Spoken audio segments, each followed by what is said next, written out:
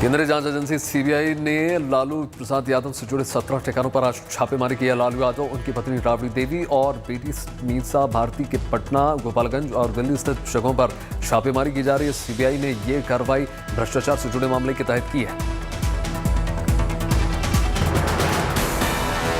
लालू प्रसाद यादव के खिलाफ भ्रष्टाचार का यह मामला भर्ती घोटाले से जुड़ा हुआ है।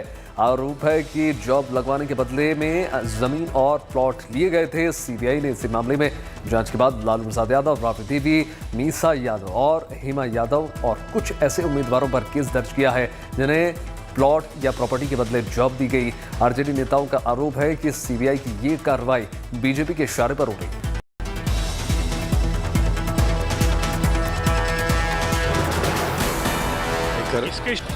यह पूर्वाग्रह से ग्रसित कार्रवाई है और सीबीआई की निष्पक्षता जनता की नज़र में क्वेश्चनेबल हो चुकी है।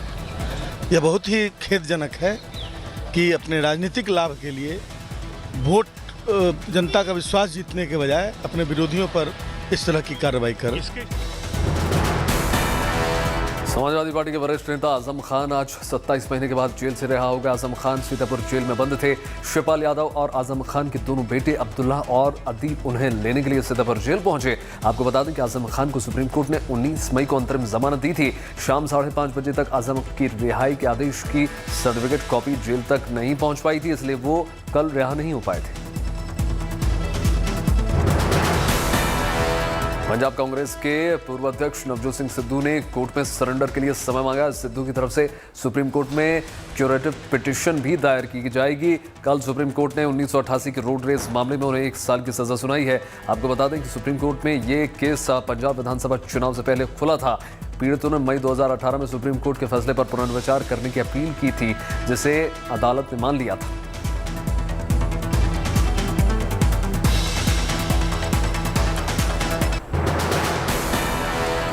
जयपुर में बीजेपी की 3 दिवसीय बैठक का आज दूसरा दिन है। खास बात यह है कि प्रधानमंत्री मोदी ने आज बीजेपी की बैठक को वर्चुअली संबोधित किया। पार्टी अध्यक्ष जेपी नड्डा भी बीजेपी की बैठक को संबोधित करेंगे। बैठक में बीजेपी नेता देश के मौजूदा राजनीतिक हालात पर चर्चा कर रहे हैं। हर बूथ पर पार्टी कैसे मजबूत हो, इसकी भी रणनीति बनाई जा रही है। प्रधानमंत्री ने अपने संबोधन में कहा कि देश की जनता बीजेपी पर विश्वास करती है और बीजेपी से लोगों को बहुत उम्मीद है।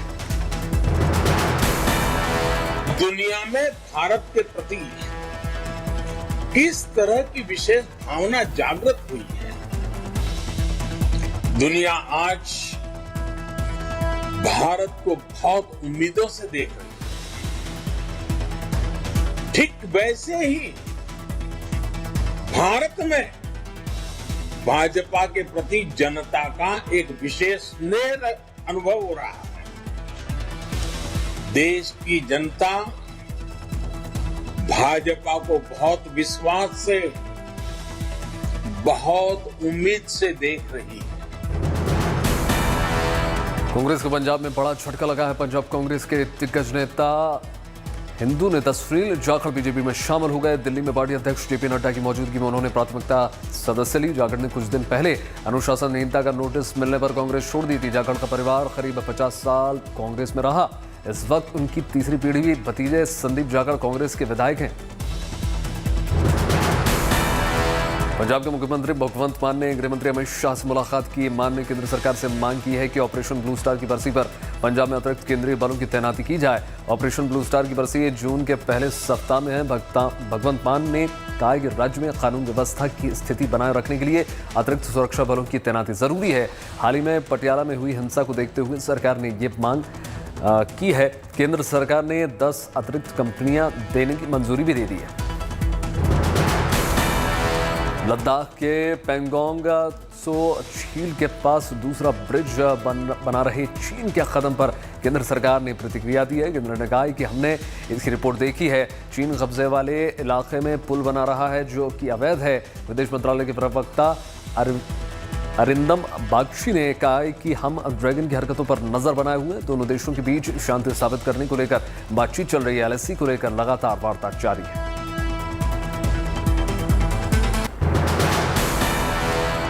ज्ञानवापी मस्जिद मामले पर आज फिर सुप्रीम कोर्ट में दोपहर 3 बजे सुनवाई होगी। मुस्लिम पक्ष ने सुप्रीम कोर्ट से निचली अदालत की कार्रवाई पर रोक लगाने की मांग की है। आज मुस्लिम पक्ष की याचिका पर जिरह होगी। आपको बता दें कि निचली अदालत के आदेश पर ज्ञानवापी मस्जिद का दोबारा सर्वे हुआ और दोनों सर्वे रिपोर्ट अदालत में पेश की जा चुकी है। सुप्रीम कोर्ट में ज्ञानवापी सर्वे मामले में सुनवाई से पहले हिंदू पक्ष ने नोटिस के जवाब में हलफनामा दाखिल कर दिया है। इसमें कहा गया है कि भारत में इस्लामिक शासन से हजारों साल पहले आदि विश्वेश्वर भगवान की संपत्ति किसी को नहीं दी जा सकती। हलफनामे में कहा गया है कि यह जमीन किसी मुसलमान की नहीं थी, यह जमीन किसी मुस्लिम संस्था या वक्फ बोर्ड की भी नहीं थी। पूजा करने वाले पहले से यहाँ देवी देवताओं की पूजा कर रहे हैं। इसके अलावा वहाँ परिक्रमा की धार्मिक प्रथा भी की जाती है। हिंदू पक्ष ने मस्जिद कमेटी की याचिका खारिज करने की मांग करते हुए हलफनामे में कह दिया है कि औरंगजेब ने शासन होने के नाते जबरन इसको कब्जा लिया था। इससे मुसलमानों को संपत्ति पर हक नहीं मिल जाता। ज्ञानवापी पर हिंदू सदियों से अपनी रीतियों का पालन करते चले आ रहे हैं, पूजा परिक्रमा अनुष्ठान कर रहे हैं। हिंदू पक्ष का कहना है कि जबरन कब्जा करने वाले शासक औरंगजेब ज्ञानवापी मस्जिद के लिए कोई वक्फ नहीं स्थापित किया और विवादित जगह मस्जिद नहीं है। वाराणसी की ज्ञानवापी मस्जिद की 14 से 16 मई के बीच हुए सर्वे की रिपोर्ट कोर्ट में दाखिल होने के साथ ही लीक भी हो गई। मुस्लिम पक्ष कुंड के बीच मिली जिस काले रंग की पत्थरनुमा आकृति को फव्वारा बता रहे हैं, उसमें कोई छेद नहीं मिला है, न ही उसमें कोई पाइप घुसाने की जगह मिली है। 2.5 फीट ऊंची गोलाकार शिवलिंग जैसी आकृति के ऊपर अलग से सफेद पत्थर लगा है। हिंदू पक्षकार ने मुंशी एजाज से फव्वारा चालू करके दिखाने को भी कह दिया, लेकिन मुंशी एजाज ने फव्वारा चलाने में असमर्थता जताई। मथुरा में श्री कृष्ण जन्मभूमि विवाद मामले में कोर्ट ने रिवीजन पिटीशन स्वीकार कर ली है। गुरुवार को इस मामले में जिला जज कोर्ट में सुनवाई हुई। जिला जज राजीव भारती की कोर्ट ने श्री कृष्ण जन्मभूमि मंदिर बनाम शाही ईदगाह मस्जिद मामले में कह दिया है कि अब इस मामले की सुनवाई लोअर कोर्ट में होगी। 26 मई को इस मामले की पहली सुनवाई होगी। भगवान श्री कृष्ण की सखी के तौर पर दायर याचिका में 2.37 एकड़ जमीन को मुक्त कराने की मांग की गई है। इसी जमीन पर शाही ईदगाह मस्जिद है।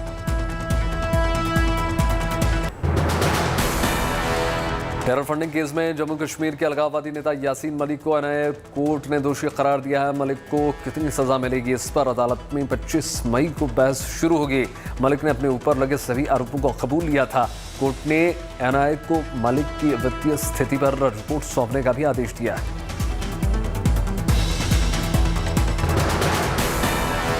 अपनी बेटी शीना बोरा की हत्या के मामले में पिछले 6 सालों से मुंबई की भायखला महिला जेल में बंद इंद्राणी मुखर्जी को आखिरकार बड़ी राहत मिल गई। सुप्रीम कोर्ट के बाद अब सीबीआई की विशेष अदालत ने मुखर्जी को 2 लाख रुपए की मुचलके पर जमानत दे दी है। इसके साथ ही अदालत ने कह दिया है कि पीटर मुखर्जी पर लागू धारा इंद्राणी पर भी लागू होंगी।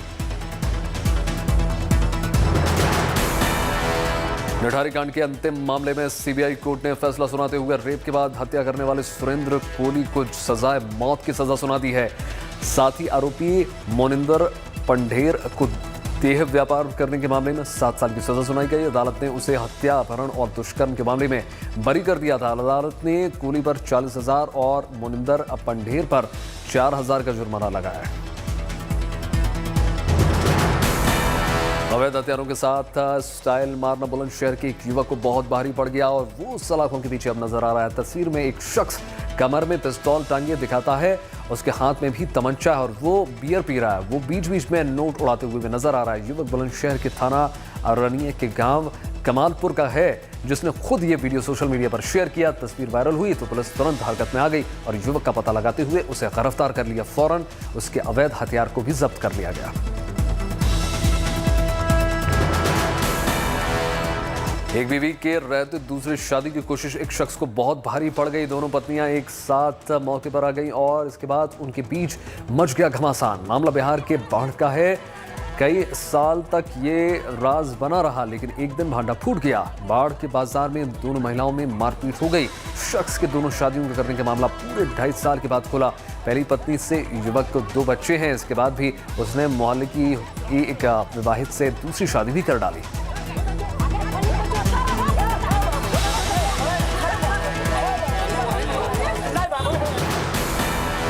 इन दिनों हर तरफ औरंगजेब और उसके जुल्मों की चर्चा हो रही है। वजह है ज्ञानवापी मस्जिद की, जिसको लेकर इन दिनों हर रोज सुर्खियां ये मामला उठाता जा रहा है। उसी मुगल शासक औरंगजेब के नाम पर दिल्ली की एक सड़क है, लेकिन बीती रात बीजेपी की यूथ विंग ने कुछ कार्यकर्ताओं ने औरंगजेब लेन का नाम बदलने की कोशिश की। औरंगजेब लेन के बोर्ड के ऊपर इन कार्यकर्ताओं ने बाबा विश्वनाथ मार्ग का बैनर भी लगा दिया। पुलिस के आने तक काफी देर हो चुकी थी और ये यहाँ नारेबाजी करते रहे। इनका सवाल था कि आखिर किसी आक्रांता के नाम पर किसी सड़क का नाम क्यों है। 47 डिग्री पारे के बीच दिल्ली में एक के बाद एक जगह आग लग रही है। ताजा मामला बवाना का है, जहां एक प्लास्टिक फैक्ट्री में भीषण आग लग गई। दूर तक इसके धुआं और ऊंची लपटें देखी गई। फैक्ट्री में प्लास्टिक से जुड़ा कच्चा माल रखा होने की वजह से आग इतनी तेजी से फैल गई। दमकल कर्मियों को आग पर काबू पाने के लिए अच्छी खासी मशक्कत करनी पड़ गई। आग बुझाने तक लाखों का माल जलकर खाक हो चुका था। आग की वजह से अभी साफ नहीं हो पाई। उत्तर प्रदेश के लखीमपुर खीरी के गोला कस्बे में बीच बाजार धू धू कर चलती इस इको वैन को देखकर आने जाने वाले दहल गए। देखते ही देखते वैन पूरी तरह जलकर खाक हो गई। वैन में गैस रिफिलिंग की जा रही थी। इसी दौरान इसमें बड़ा धमाका हो गया और आग लग गई। आग की चपेट में पास में खड़ी एक साइकिल भी आग की चपेट में आ गई। एक दुकान भी पूरी तरीके से जलकर खाक हो गई। ड्राइवर की जान इस हादसे में बाल बाल बची है। फिर फायर ब्रिगेड ने आकर आग पर काबू पाया। आग की ठीक वजह अभी तक साफ नहीं हो पाई। अमृतसर में एक युवक को जमकर पीटा गया और वो भी स्वर्ण मंदिर के नजदीक। एक होटल अधिकारी के ऊपर अज्ञात लोगों ने तलवारों के साथ हमला कर दिया। पूरी वारदात सीसीटीवी में कैद हो गई। होटल मालिक को गंभीर चोटें भी आई हैं। काफी देर तक होटल मालिक को पीटा जाता रहा। बाद में कुछ युवकों ने उसकी जान बचाई। पुलिस का कहना है कि किसी पुरानी रंजिश की वजह से ये हमला हुआ। सीसीटीवी फुटेज के आधार पर हमलावरों की पहचान करने में पुलिस जुटी हुई है। मध्य प्रदेश के ग्वालियर में एक युवक को लोगों ने चोरी के आरोप में पकड़ा और फिर जमकर पिटाई की। बेरहमी की हदें पार करते हुए युवक की आंखों पर पट्टी बांधी गई। उसके हाथ पैर भी बांध दिए गए। युवक के चारों तरफ काफी लोग खड़े हुए दिख रहे हैं, लेकिन किसी ने भी उसको बचाने की कोशिश नहीं की। किसी ने पुलिस को शिकायत तक नहीं की। लेकिन वायरल वीडियो के आधार पर पुलिस जांच में जुटी हुई है। सीसीटीवी के आधार पर पीटने वाले शख्स की तलाश जारी है।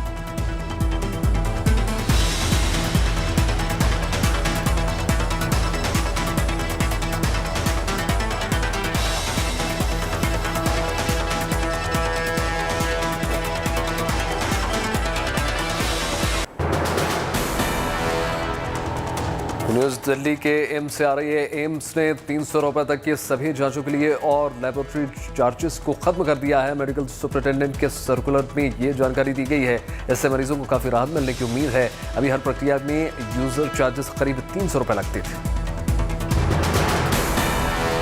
दिल्ली से बिहार आने वाले जाने वालों के लिए बड़ी खुशखबरी है। दिल्ली से पटना के बीच बस सेवा जल्द शुरू हो जाएगी। आनंद विहार अंतर्राज्यीय बस अड्डे से ये सेवा शुरू करने के लिए बिहार राज्य सड़क परिवहन निगम ने दिल्ली परिवहन निगम को प्रस्ताव भेजा है। इस सेवा के शुरू होने के बाद बिहार जाने के लिए लोगों को ज्यादा और सस्ते विकल्प मिल जाएंगे। मध्य प्रदेश के ग्वालियर में गर्मी बढ़ती ही चली जा रही है। कल तापमान 43.8 डिग्री सेल्सियस के पार चला गया। इसलिए ग्वालियर के वन्य प्राणी उद्यान में पशु पक्षियों के गर्मी से बचने के लिए खास इंतजाम किए जा रहे हैं। वन्य प्राणियों के लिए पानी, कूलर और खाने का विशेष ध्यान रखा जा रहा है।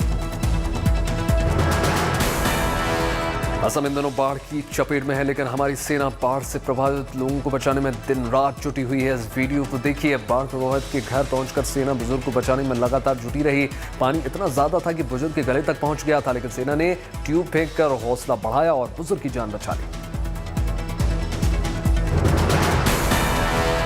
गुजरात के गिर के जंगलों में भ्रमण करने आए सैलानियों के लिए सफर तब बहुत रोमांचक हो गया जब एक साथ 13 शेरों का परिवार नजर आया। बब्बर शेर, शेरनी और उसके बच्चे मिलकर कुल 13 बब्बर शेर एक साथ जंगल की सफारी पर टूरिस्ट को देखने को मिल गए। शेरनी अपने बच्चे को संभालते हुए और साथ में खेलती हुई भी नजर आई।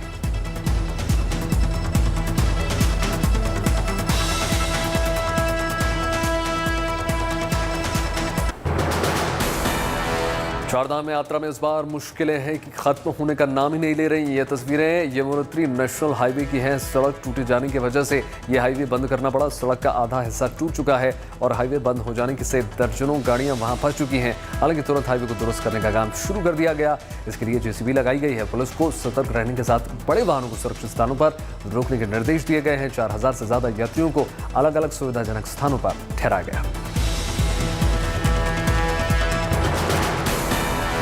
गुरुद्वारा हेमकुंड साहिब की यात्रा के लिए पंज प्यारों की अगुवाई में श्रद्धालुओं का पहला जत्था रवाना हो चुका है। राज्यपाल lieutenant general retired Gurmeet Singh और मुख्यमंत्री पुष्कर सिंह धामी ने जत्थे को हरी झंडी दिखाकर उसको रवाना किया। हेमकुंड साहिब और लोकपाल लक्ष्मण मंदिर के कपाट 22 मई से श्रद्धालुओं के लिए खोले जाएंगे। श्रद्धालुओं को रहने के लिए खास व्यवस्था की गई है। कई जगहों पर लंगर भी लगाए गए।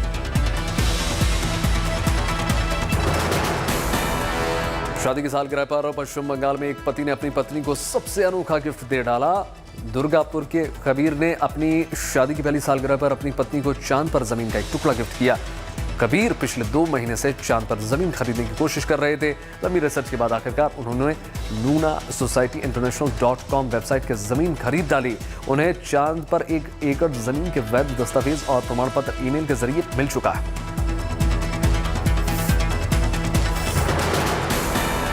ब्राजील में हुए डेफ ओलंपिक में गोल्ड मेडल जीतने वाले ऋतिक आनंद को मुख्यमंत्री नीतीश कुमार ने सम्मानित किया। पटना में मुख्यमंत्री नीतीश कुमार ने ऋतिक आनंद को अपने घर बुलाकर बधाइयां दी। नीतीश कुमार ने ऋतिक आनंद को 15 लाख रुपए का चेक भी सौंपा।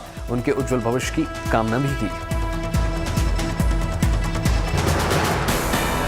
भारतीय मुक्केबाज निकहत जरीन ने महिला विश्व चैंपियनशिप में इतिहास रच डाला। फाइनल्स में थाईलैंड की जितपोंग को 5-0 से हराकर विश्व चैंपियन वो बन गई। निकहत के मैच को टीवी पर देख रहे उनके पिता जमील अहमद का वीडियो अब सामने आया, जिसमें बेटी की जीत पर वो काफी उत्साहित और खुश नजर आ रहे हैं।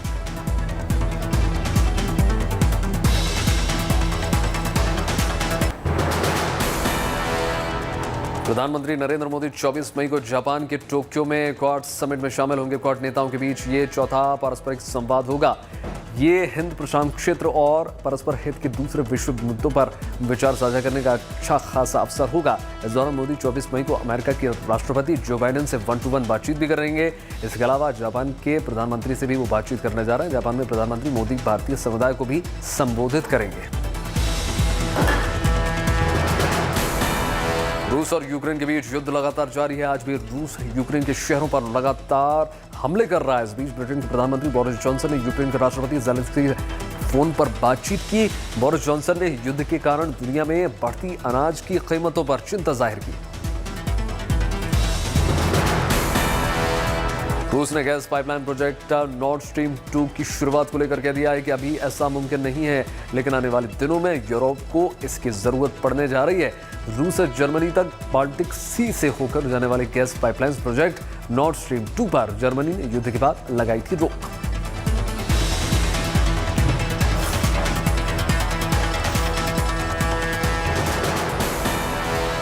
रूस यूक्रेन के बीच जारी जंग को लेकर नेटो के रक्षा प्रमुखों के बीच हुई चर्चा।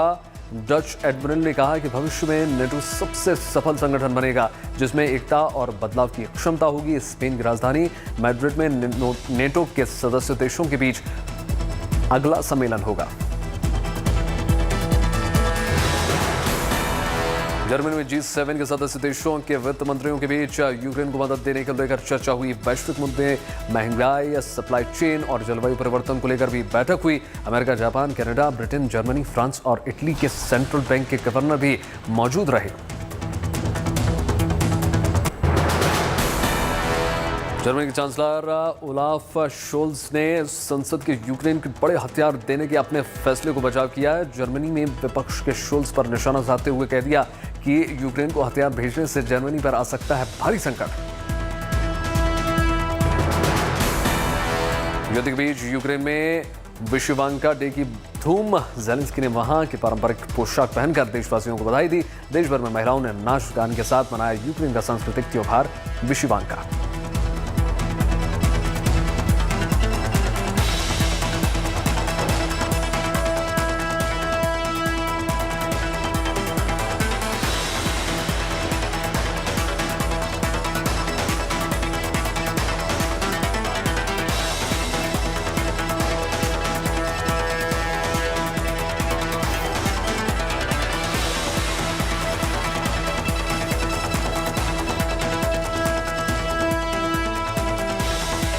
अमेरिका के फिलाडेल्फिया में टेम्पल यूनिवर्सिटी में गोलाबारी से दहशत फैल गई। हमलावर ने टेम्पल यूनिवर्सिटी में जमकर गोलीबारी के इस हमले में 5 लोग घायल हो गए, जिसमें 2 की हालत नाजुक बताई जा रही है। घायलों को अस्पताल में भर्ती कराया गया।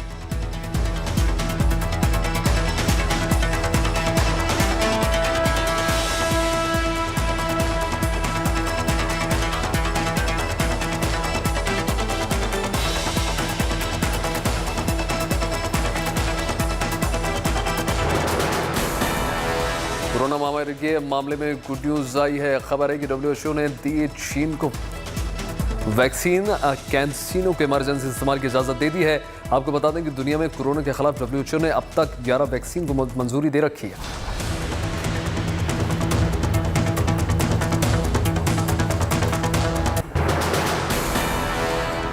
ब्रिटेन में एक युवक ने जीती अब तक की सबसे बड़ी लॉटरी। विजेता के तौर पर मिलेगी 184 मिलियन यूरो की रकम। लॉटरी विजेता जेस वेट ने रिकॉर्ड रकम वाली लॉटरी जीतने पर खुशी जाहिर की है। रूस की निर्वासित फिल्म डायरेक्टर किरिल ने कान फिल्म फेस्टिवल से रूसी फिल्मों का बहिष्कार न करने की अपील की है।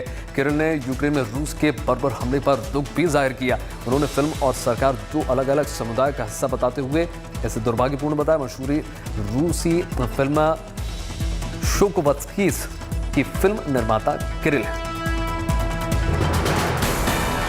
पॉपुलर वेब सीरीज पंचायत 2 तय समय से पहले अमेजॉन प्राइम पर रिलीज हो गई। बताया जा रहा है कि ऐसा होने की वजह यह है कि ऑनलाइन इसको लीक कर दिया गया था। साल 2020 में वेब सीरीज पंचायत रिलीज हुई थी, जिसे दर्शकों का भरपूर प्यार मिला था। सीजन 2 के लिए भी दर्शक खासे उत्साहित हैं।